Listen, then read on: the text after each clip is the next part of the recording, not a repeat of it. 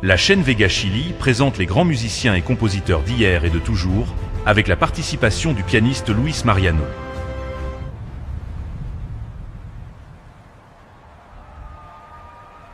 Bonjour à tous.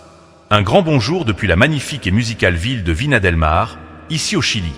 Je suis Luis Mariano, et aujourd'hui, je vais vous raconter une histoire qui changera à jamais votre façon d'écouter de la musique.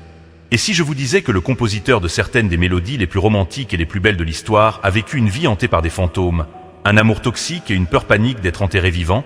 Je parle du roi du piano, Frédéric Chopin. Restez jusqu'à la fin, car aujourd'hui, nous allons démystifier le génie mélancolique. Abonnez-vous dès maintenant si vous aimez le piano autant que moi, et activez les notifications. Remontons le temps jusqu'en 1810. Chopin est né en Pologne. Dès son plus jeune âge, il était un véritable enfant prodige. Imaginez, à 7 ans, il composait déjà et jouait pour l'aristocratie. Mais il n'était pas le musicien typique qui cherchait à impressionner par le bruit ou la vitesse. Non. La musique de Chopin était pure poésie, pure émotion. À 20 ans, il dut quitter à jamais sa Pologne bien aimée à cause de la guerre, emportant avec lui une coupe d'argent remplie de terre de sa patrie. Il arriva à Paris, alors centre culturel du monde. Mais voici le plus incroyable. Contrairement à Franz Liszt, qui remplissait les stades et fut la première rockstar de l'histoire, Chopin était terrifié par les grands concerts. Il préférait l'intimité des salons privés, à la lueur des bougies, une atmosphère bohème, très intime, comme celle que l'on ressent les soirs de mer à Quinta Vergara. Mais la vie de Chopin bascula lorsqu'il rencontra George Sand. C'était le pseudonyme d'Amantine Dupin, une célèbre écrivaine française qui bravait les conventions en s'habillant en homme et en fumant des cigares. Ils vécurent une romance passionnée, tumultueuse et, soyons honnêtes, assez toxique.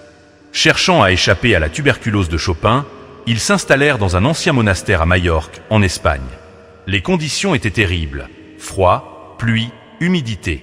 Là, prisonnier de ses pensées et au bord de la folie, Chopin composa ses célèbres préludes. Il écoutait les gouttes de pluie tomber sur le toit et imaginait que c'étaient les pas de fantômes.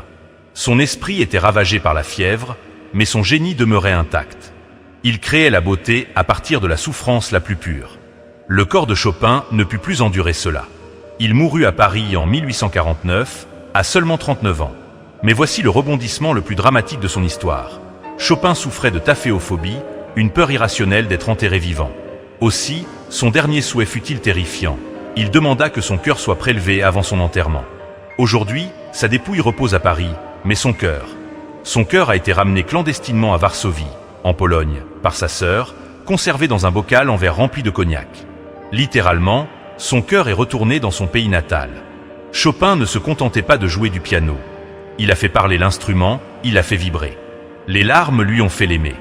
Pour moi, pianiste originaire de Viña del Mar, chaque fois que je pose les mains sur le clavier pour jouer ses œuvres, je ressens ce mélange de douleur et de beauté absolue. Quelle est votre pièce préférée de Chopin? Dites-le moi en commentaire, je lirai et répondrai à tous. Si vous avez aimé cette histoire, n'hésitez pas à la liker, à partager cette vidéo avec vos amis et à vous abonner pour que nous puissions continuer à explorer la magie de la musique. Gros bisous de Viña del Mar, et à bientôt pour une nouvelle vidéo.